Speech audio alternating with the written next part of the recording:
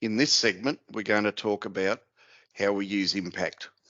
So again, we use Impact to look at destocking decisions.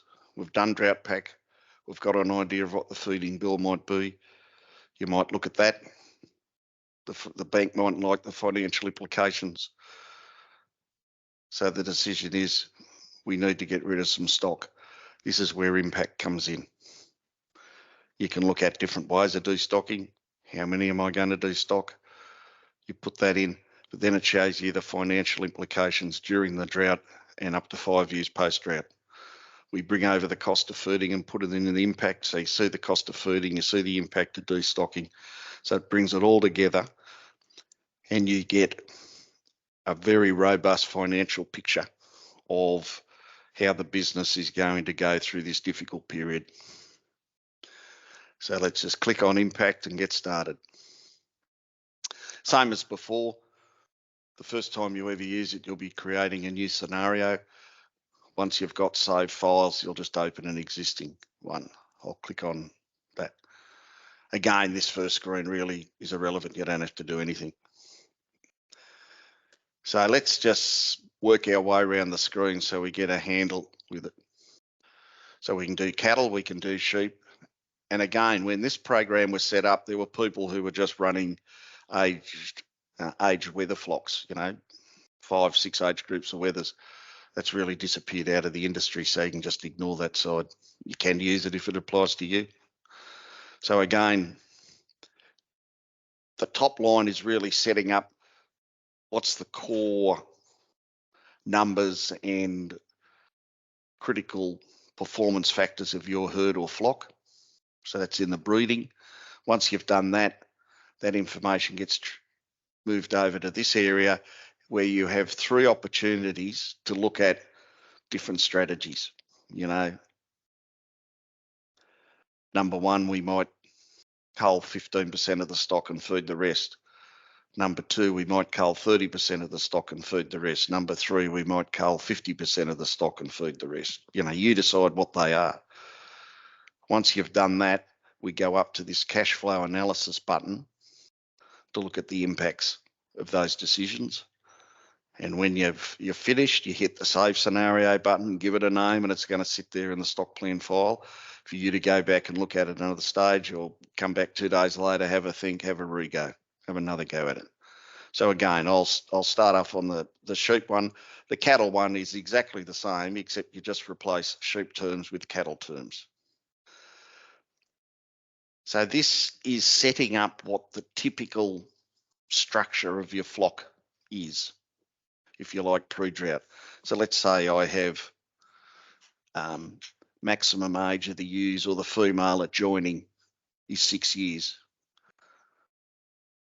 I'll just do it on 1,000 ewes. Lambs weaned 95%, adult death rate 4, wounded death rate 6. I tend to cull 5% of the stock each year for all those factors that occur all the time. And then the last question is ewes sold that fail to rear. In other words, what do you do with the dry ewes? If you sell all your dry ewes, you would put 100% in there. If you sell none of your dry ewes, you'd put 0 in, and you'd put some number in between. I'm just going to put a number in, which is 75%. So that might be something that dry older ewes are sold, but maidens aren't. Is this a self-replacing flock, or do you buy in your replacements? So you can set this up for a terminal meat operation. The program then, given those numbers there, this is an age structure that the flock appears in. So it's these numbers which determines your age structure. Now, in reality, these numbers aren't constant between years, so a flock is never ideal, but this is a good enough indication. So down here, the program's actually spitting out the number of animals that would be sold on the basis of this. So there'd be 446 wethers which would be sold. There'd be 230 surplus maiden ewes. We've got to take 216 back into the flock. So there's 230 available for sale. There's 110 cast for age. There's 50 cull. There's 15 dry. If you put stock values in there, you end up getting a gross margin. We've got wool return down here. Now the wool return is net wool return per ewe. So if you've got 1,000 ewes, you'll also have some replacement ewe hoggets and you will have some lambs. So at shearing of 1,000 ewes, there might be 2,100 animals go through the shed. To work out that wool return per ewe figure, it's your total wool income divided by the 1,000, because we've just got 1,000 ewes. That's just the way it was set up. So it's just not the income that comes off the ewes, it's also the income that comes off the other stock as well. So again, just for a figure, I'm going to put $80 in there. We can put variable costs again per ewe. You know, your total variable costs is X divided by 1,000. Because we've got 1,000 ewes, that's the variable cost. I'm just putting numbers in. So at present, that's given us a gross margin of $17, which is most likely it was most likely typical in spring of 23. It's a bit low as prices go. So let's not worry about the actual numbers. That's for your decision to make. So what we've got now is we've got sort of the typical performance of the flock, and we've got some indication of income. Let's hit OK. Same as Drought Pack, the OK tab is the one that saves things. Now this screen comes up and it is a very important screen to read because you will do different things with this. Do you want to change all sheep options to match pre-drought conditions? So when they say sheep options, that's these three boxes. So at present, we've put the information in up here. The first time you do it, you click yes, because that transfers all the information we just put in this screen over into these. Once you've gone and started making these stocking strategies in here, if you go back to here and change something and you hit yes, whatever you've done in here will be lost and you start again. Now, if that's what you want, fine. If you don't want to lose these things, when that little box pops up, you say no. So we've set up the base. Let's go and look at some of the options. So this is a pretty noisy screen, but there's not many cells you need to do something about. So if we just look in this table itself, number of years, maximum age, lamb's wound, adult death, wounded death, cull years, failed to rear, all that information is what you put in the last screen. The only thing that's different is it's telling you the number of maidens you need to bring into the flock, and it tells you the number of maiden years that are available. So that's something you can change down the track. Let's just look at this page on a big picture. So we've got three tabs up here. We're on the breeding tab. There's a buy-in tab. So that's something after the drought you can go in and start looking about, well, I've culled pretty hard. What are my buy-in options? If I go and buy X at such a price, is that a good idea? So you can test, if you like, recovery strategies. The third tab, it's got stock prices, it's got feed costs. So the cost of feeding our stock, this is the tab where we enter that figure. Is the trading option. If you've destocked substantially, you're going to 50% cull. Once the season breaks, you're going to have surplus grass. It enables you to look at, can I trade to make some money up until my numbers get back up? So there, you'll notice those three are in black because they're input tabs. And there's two tabs here that are blue because they're output tabs. If I click on that, it just gives us the stock numbers across the year. Here's your normal year as a reference point. There's the drought year and there's the year after. Some numbers down the bottom. Now we haven't done anything yet, so it's all the same. but we'll come back and look at that when we make changes. If we click on sales and income, again, the normal, the drought year and years post-drought, it's telling you the number of animals that are sold, the income you get, and a bit of an economic summary down the bottom there. Just let me pull that up so I can see the OK button. Let's come back here into the breeding and start doing something. There's 3 places on this page where we can start culling animals. We normally cull 5% of animals each year. In the drought year, what happens if we turn around and put 15% in there? Instead of joining 1,000 ewes, we're joining 913. What the program does there, it goes in and takes 15% out of each age group. 15 out of the 2s, 15 out of the 3s, 15 out of the 4, 15 out of the 5, 15 out of the 6. So the greatest number will come out of the 2-year-olds because that's the biggest age group in number. The least will come out of the 6s. The price those stock are sold at are the same prices we put on that first screen of what we're selling culled ewes for. That's one way of destocking. I'll go back. The other way is we can start doing it on a age group. If I put 100, so that's percent or number. I've put 100% in there. It tells me that's going to get rid of 124 stock. We're down to 876. So let's in fact leave it at that. That's the option 1. We're just going to take out the oldest age group. Now, if we cull in this area here, we've got to put a price in. And I'll just put in that we sold those for $35. Again, what prices you put in will be reflective of what values are at the time you're using it. So now in the drought year, we're going to join 876 ewes. But the next year, because we had enough replacements coming in, we're back up to 1,000. You'll notice because of the drought year with that, the impact of that is showing in year 2. Instead of there being, 446 maidens available, there's only 391. If we go to stock on hand, in the drought year, the 6-year-old sells blank. If we go to sales and income, there's 124 animals sold. At that price, you got $4,340 for them. In year 1 post-drought, there's no culled ewes for sale because you've sold them the year before. So there's no income in that year from culled ewe sales. Right, so these are very handy of just looking at what the implications are.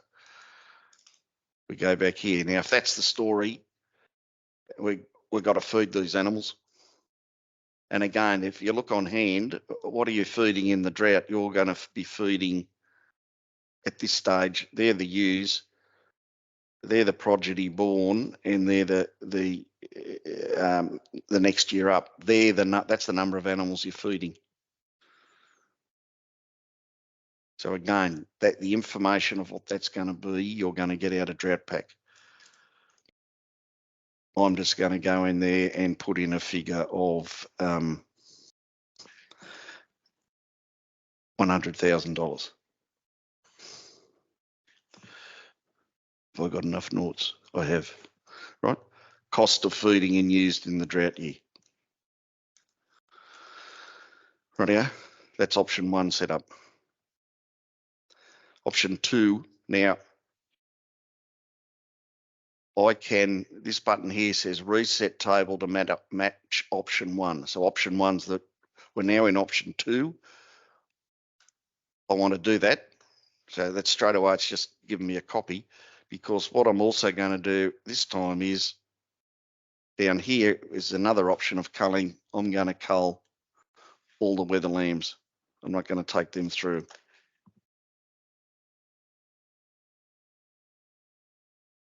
Right, if I'm not feeding the weather lambs, there'll be a reduction in the feeding bill.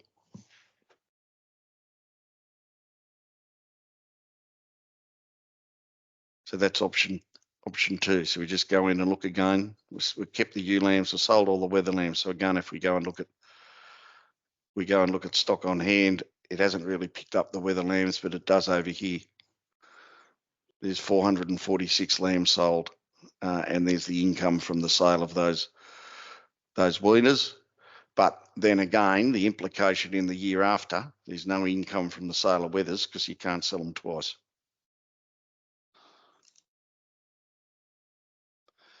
And then in this option, I might just end up taking out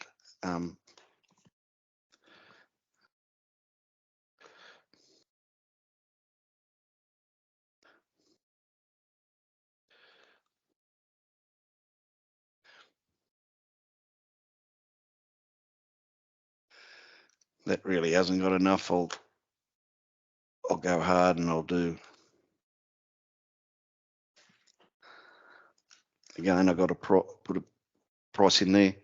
So now, in fact, I'm down, that culling has got me down to 600. So I've culled 40% of the stock. I'll also continue to get rid of those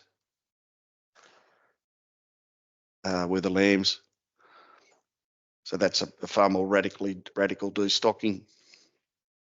Some of the things we'll notice is green. So this line up here is an approximate DSE at the flock. So your flocks, this flock's normally around 2100. In the drought, we cut it back to 15. These numbers, you can see you're down. So there's going to be some spare grass in there. So we might even flick on looking at some trading opportunities. And here's your numbers. Now, you could, if you wanted to, speed up some recovery. So in fact, in this year, instead of bringing in the normal number of maidens, you might turn around and say there's 400 available. I'm going to go and bring in 300 maidens that year. So again, that's got numbers up. In fact, we've overblown a little bit over here, out here. That doesn't matter. So again, if we look at that, we cull 2 age groups. So there's 2 years where there's no pasture animals available. If we cull 2 age groups. So the next year there's still none available. All the blue shows where the numbers have changed. The weaners, the age group sold. You can see how the income has varied compared to what it would normally be. So it's giving you a picture. This is what I've done. This is an indication of the impacts. I've got to put the some feeding values in here, and I'll put 60,000 in this cage. Now I must admit, in doing these feeding numbers, I didn't remember the drought pack, so I would have these numbers firmly in my mind on a per head basis, so I could quickly just calculate what it is. So now we've got 3 strategies. Let's go and look at the cash flow. So we have an input pay, 2 tabs, input, output. Again, if it's an output tab, it's blue. If it's input tab, it's black. So what can you put in here? You can put in a overdraft amount. It could be positive or minus interest rates. You can put in term loans. You can bring in income from other enterprises and off farms, and you can bring in overhead costs, living expenses, quite a bit of detail. So the key things I'll always put in here is there are some living expenses involved, and I'm just going to pull a figure out and say, well, the living expense is $40,000 a year, regardless of what stock we've got on the place. And I'm going to say at the start, we're at a 0 basis in terms of our overdraft. One thing, hit OK at that stage and go back in just to make sure that is all saved. Now we can go to the outputs. We've got options 1, 2, and 3 and normal. So normal is your comparison point, and then the options appear one at a time. You can click on this graph to get a view of things. So this example I've set up is a pretty negative one. and I apologise for that, because even in the normal year, things aren't running that well. So I'm just going to go back and change this number to 20,000, so we get a hit OK back in there. Go to the output, so at least we've got some positive figures. I set that up with a very low DSE income per DSE at the start, really reflecting of the pretty lousy prices that existed in spring of 2023.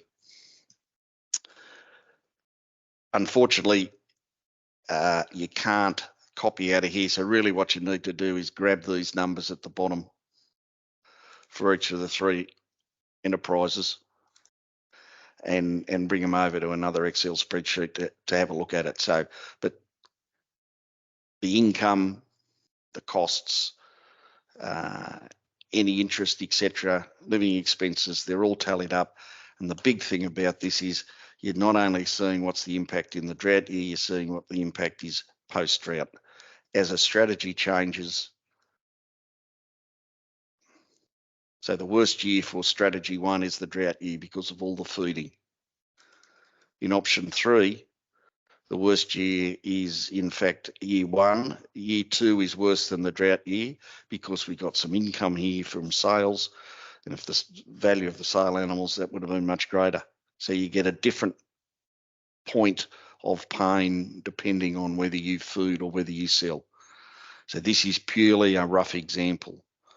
The key part of this is understanding of how you just work around the program, put your data in to get an understanding of, if I go to the left, this is going to be the implications. If I jump to the right, this is going to be the implications. If I go straight ahead, this is the implications.